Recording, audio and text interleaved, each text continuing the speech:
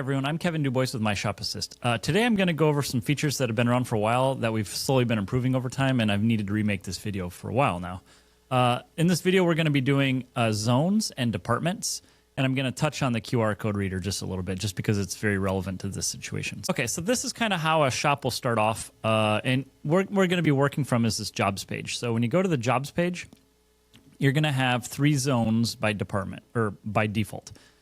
These are the 3 zones that we always start every shop with, and each one of them is unique.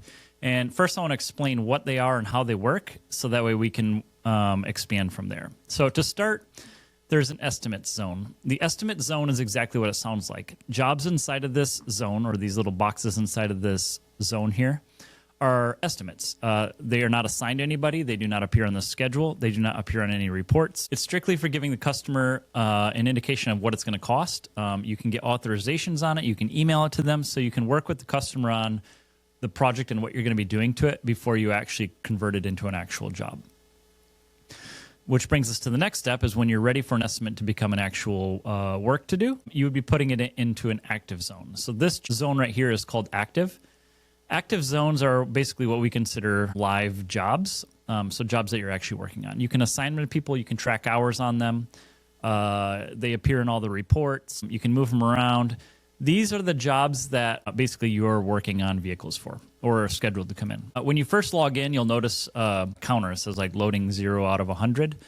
That is basically taking all the active jobs you have and putting them in your browser's cache. So when we put them in the browser's cache, then it makes it a lot easier to jump between stuff without having to ping the server for everything. And so we try to only load the active jobs. We do not preload estimates, and we do not preload the completed jobs. Otherwise, it would take forever, because some shops have thousands of completed jobs. So active jobs, stuff you're working on. And then that leads us to the final zone, which is completed.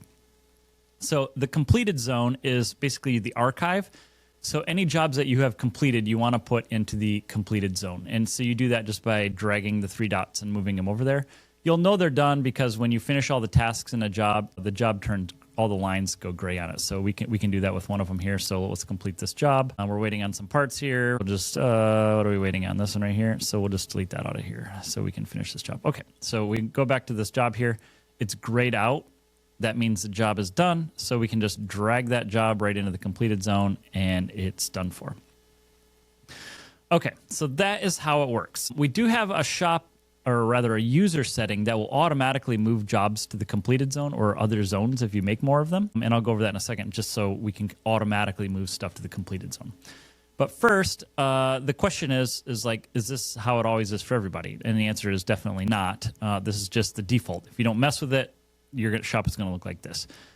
We have an extra column on the end here with a blank name, and you can add more zones in here. Okay, and we give you the option to name them active, estimate, or completed zone. So we can make more than one zone of each type. So that allows you to make multiple completed zones. So if you have a completed zone for e-commerce orders, or a completed zone for machine shop work, or a completed zone for service work, and the same thing goes for estimate. You can have like beginning estimate and completed estimates, or dead estimates. You can put different jobs into the different zones you create. And so in this case, I'm going to make an extra active zone. Okay, and this is an inspection zone. The next thing is how do you organize these? So the zones themselves can be moved around with the 3 dots. So you can click and drag them and move them how you want.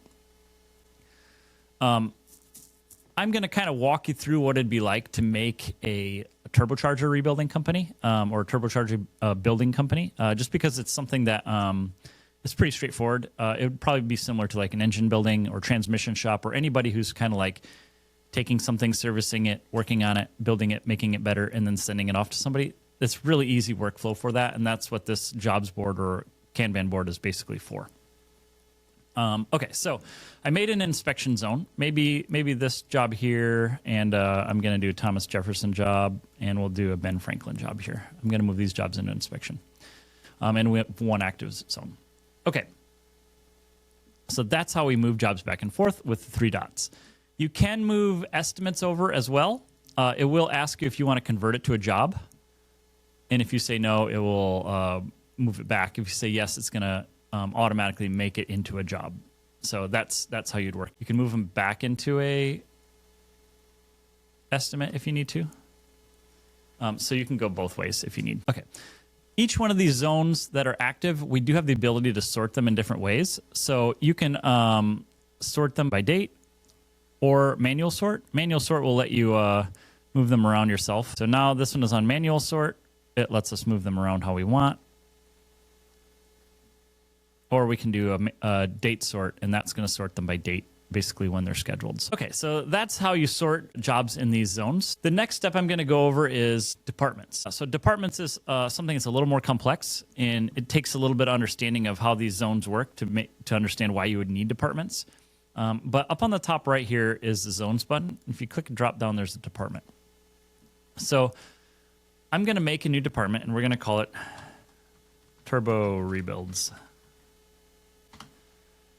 And we're going to add zones to it. So we're going to have the inspection and the completed one for now. Okay. And I want to add another department, and I'm going to call it e-commerce. And this one will have estimates, completed, and active. Okay. We get all that, and then I'm going to refresh the screen. And now we have, under our jobs on the navigation bar here, there's a drop down. So if we click that, we'll see the two departments we made. So if we go into Turbo Rebuilds, we got inspection and completed. And if we got e-commerce, we got the estimated, active, and completed. So those are the zones that I created in the departments I put them in. So where this gets really neat is we can make some more, like let's make the workflow of rebuilding a turbo. Okay, so I made some zones, but we need to add them into our department. So we're going to go into our department. We're going to go into Turbo Rebuild. We're going to add the zones that I added in here. Okay, so I added a bunch of zones. So the way this is going to work, this workflow, is we're going to get it inspected first. So basically when we get the turbo, we inspect it. Then we are going to basically be asking them for a total and wait for an approval. When they approve it, we're going to rebuild it. Once we're done rebuilding it, we're going to quality check it. And then we're going to ship and billing. And I spelled this wrong, so we're going to edit the name. Quality check, not quantity check. Okay. And shipping and billing, and then go to complete it. So this is the workflow for building a turbo. So, for example, if Ben Franklin here's job, we inspected it and we know what's wrong with it, you would go into the job, you'd add your tasks. Once you know what you're going to be doing to it, then you go to waiting for approval. And then you could also always send off a request for authorization. And then when he signs it, it will go green. And then you can drag it over to the rebuild zone. And so that's kind of the process here. So we can keep moving them across the Kanban board as you make more and more progress at each one of those. And each job you have will have a unique ticket, and you just move all the tickets across till they're completed. This is manufacturing, essentially, is what this is doing. But it's really a service. But the process is very repetitive, so you can build it out like this. So we added a couple other things. We can also assign employees to departments. So if you go to the dashboard and then users and you click manage users, you can click on any user and you can assign them to a department. And what that will do is it will, whenever they log in and go to the jobs page, it's going to default to the department they are in. And it also works for the calendar as well. So it's going to show the zones for the department that employee would be in. So in this case, I'm not in a department, but if I were, then it would have selected all the zones that are a part of the department that I'm in.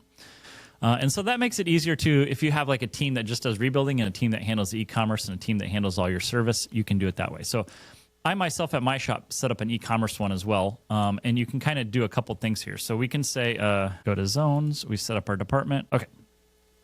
We'll move these over into incoming orders like this. Okay, so this is the board that I've set up for e-commerce. And so there's also a setting in here that we can drop in automatic orders. So if you're using Shopify, we have it synced to Shopify through the webhooks. So if you get an order on Shopify, your order will automatically be created in MSA. And you would assign what zone it goes into right here on step 2. So set zone for incoming orders. So you could set it to automatically come into incoming orders. And we can save that. Okay, submit, good. Oh, we haven't connected to Shopify, but if you did, that's where you would go. Okay, so now your new orders will come in on incoming orders, and then you would move them through the process. So if it's an OPP, other people's products, like if it's just a drop ship or whatever, you can just put them in here, and you can go in and you can mark the parts as need to order. But what I want to do is I do want to walk through this turbo rebuild section here. So let's pretend we're working on Thomas Jefferson. So we moved it to initial inspection, and he approved it. So now we're ready to go to rebuild. So I really want to have these automatically moved depending on who's working on it. So there's a shop setting. So if you go to the gears and click automatically move jobs when scanning QR codes and hit save. And then we're going to refresh the screen one more time. Okay, so now we get a little QR icon up here. And that QR icon is going to do something for us. So we can go back to our turbo rebuilds. And let's say we're in the rebuild department, and I have my little QR code scanner here. And I'm going to click this. And so I'm going to scan a QR code for Thomas Jefferson. So I've got Thomas Jefferson's QR code that I printed for the job.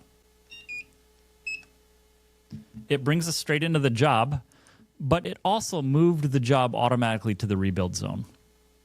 And so if your next guy is your quality check guy, so he's just quality checking it and boxing it up and shipping it, he can click this button. He gets the QR code for Benjamin Franklin, scans it. He does this thing. He marks it as done. And back on the turbo rebuilds, it's already in the final quality check. So you can use this board to automatically move jobs around and use it as a Kanban board, where basically each station has a barcode scanner. So you just get a couple of these, or it can use your camera's phone if you want as well. But it will move the jobs through the system automatically. And you can set up your shop so that way you have essentially your like assembly lines for the different systems or departments that your shop offers. So for my shop, we have a service department and we have e-commerce. So our turbo rebuilds is really more like car rebuilds. So we have waiting for drop off, then we have service, we have engine rebuild, we have tuning, and then we have final billing and payments. And then for the e-commerce, the way I have it is basically exactly this. So we have incoming orders, we have other people's products that we drop ship, we have the stuff that we fulfill or the stuff that we make in the assembly, and then I have it ready to ship, and once it's shipped, I marked it as completed and move it into the completed zone. So your goal always to move the jobs into the completed zone or any completed zone so that they do not preload when you log in, and that speeds everything up.